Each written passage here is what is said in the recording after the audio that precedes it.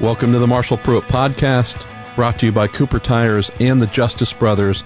We have an episode of Catching Up with our friend Tim Clauson, coming off of his very first Indianapolis 500 as an entrant with the Clauson-Marshall Racing Chevy, driven by Pippa Mann, to 16th place overall, by far the most successful of the brand new one-off single-car teams that definitely made a lot of headlines. And I think a lot of folks stand up and pay attention to what the smaller teams are capable of achieving at the Indianapolis 500. Really happy that Tim was able to bring us into his thoughts leaving the event, whether they are wanting to return or not.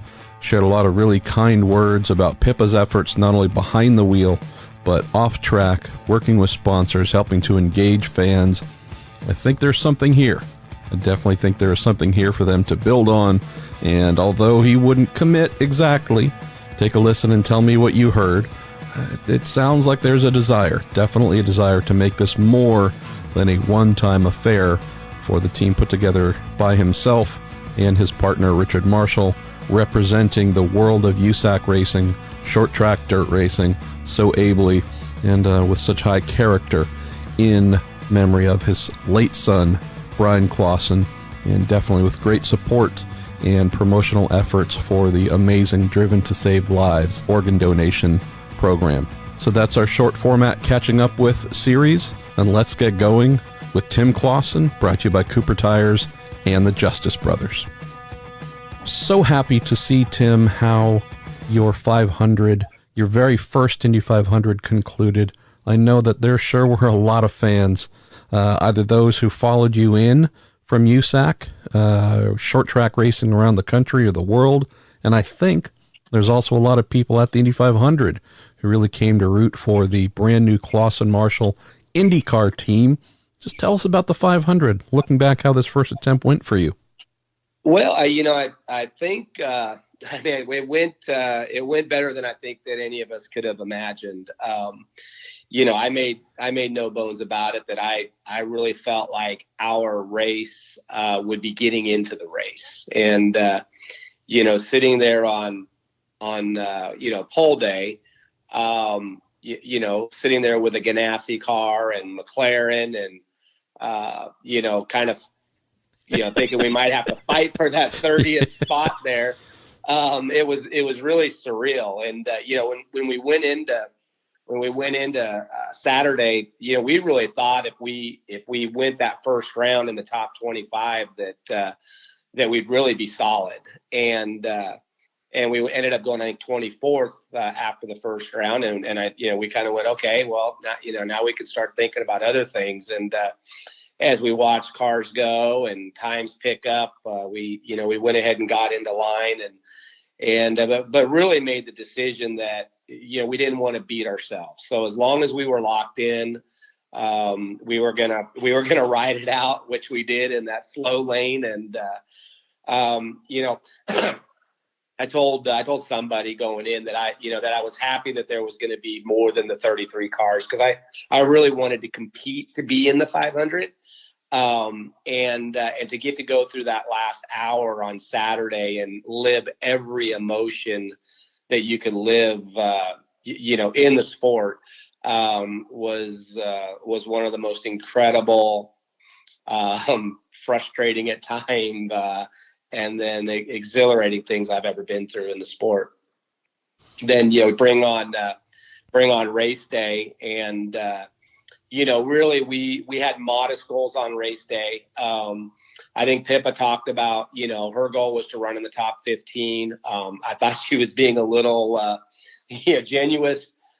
generous with that, with that hope. And, but really, if I felt like if we finished on the lead lap and could run in the top 20, then honestly, that was going to be a win for us, as a first year, program, really just trying to learn our way around the whole thing. So, from my standpoint, it was a great success, on the racetrack. And I got to tell you, I think off the racetrack, it was even more so. The amount of people who came to talk to us about, organ donation and Driven to Save Lives, and tell their donor stories, and not just fans, but I mean, I have to guess we may have had somebody from about every team there that made their way over to just share their story or thank us for what our team was there representing. And from that standpoint, it was truly humbling to get to do that.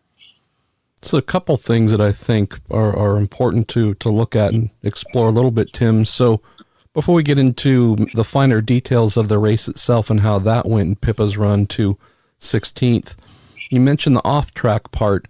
As you well know, coming to Indy, you see cars like your own and many others with just dozens of sponsor logos on them, and clearly making a connection, helping, in your case, Driven to Save Lives, and some others really do positive things at a marketing and awareness standpoint. Those are the keys to getting the invite to go back from them and the help to go back. How, with a couple of days now to look back on the event, how would you say things went in terms of sponsor feedback and hopefully a chance to do some more in the future? Well, it's been very positive.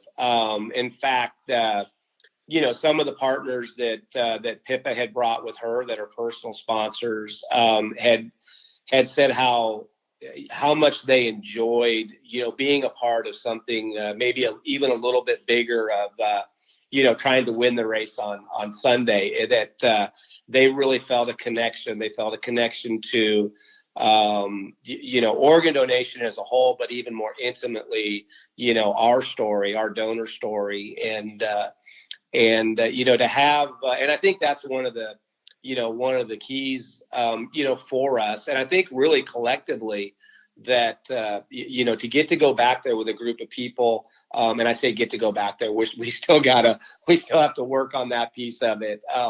But to get to go there with a group that understands, why we're doing it and the reason that we're doing it and the bigger picture of it all, makes it that more satisfying for when you do have the results that go on top of that.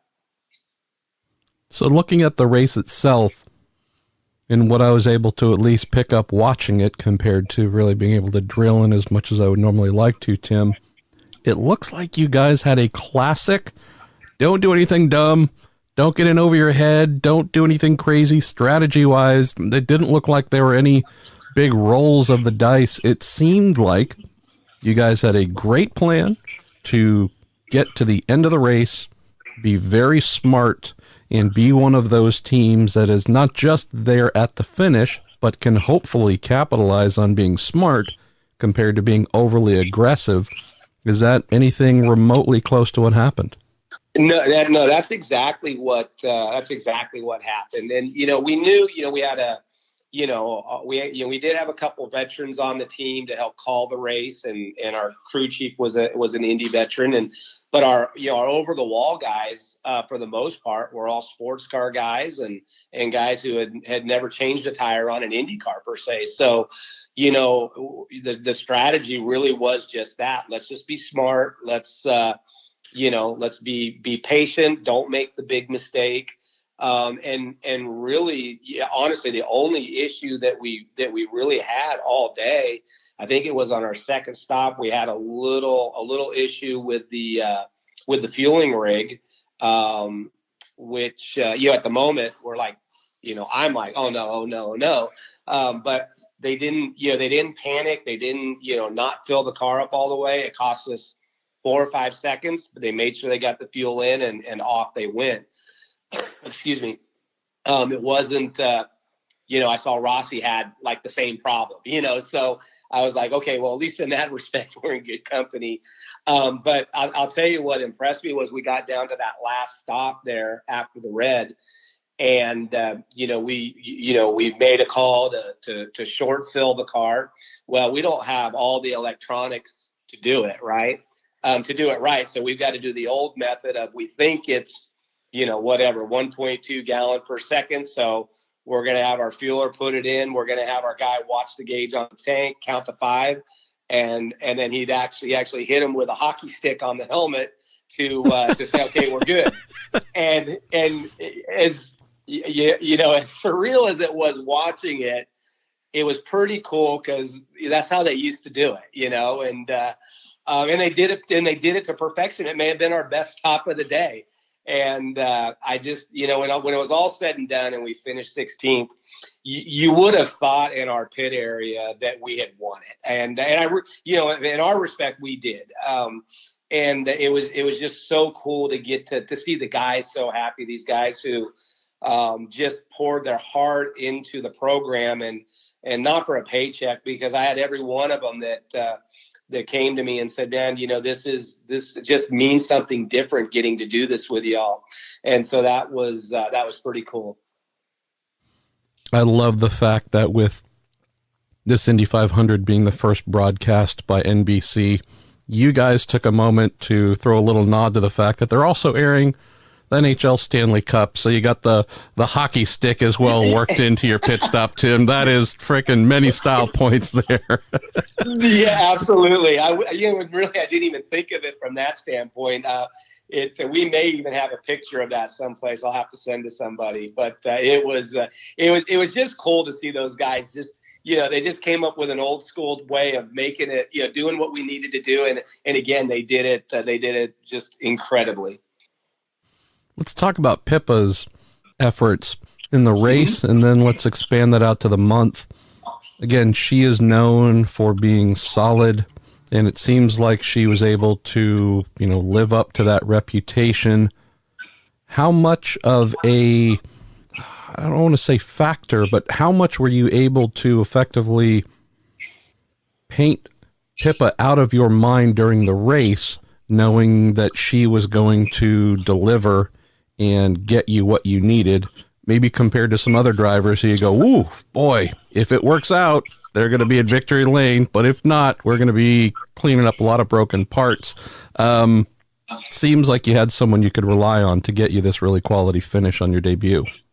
We did. And, and part of the reason, there were several reasons, both personally and professionally, why we wanted to go with Pippa. And, from the personal standpoint, I've said it before, what she did for not only Driven to Save Lives and organ donation, but for me, my family, and Brian personally last year after she didn't make the show, was something that most people, let alone race car drivers, are going to do. And she did all that. The second piece of it, I remember Brian telling me in 2016 how good she really was, and how good she was from an engineering standpoint and from the feedback standpoint. And so from those two things, that got us going that direction, obviously.